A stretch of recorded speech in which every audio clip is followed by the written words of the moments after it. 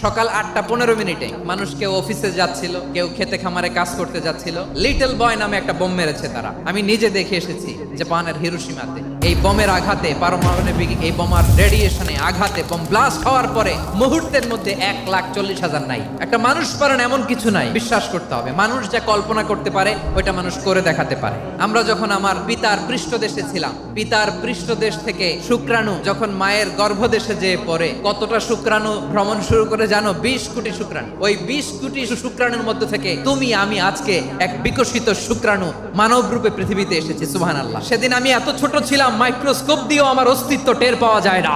তারপরেও ওই প্রতিযোগিতায়, ওই কম্পিটিশনে যখন আমারে কেউ হারাতে পারে নাই, আল্লাহর জমিনেও আমারে কেউ হারাতে পারে না।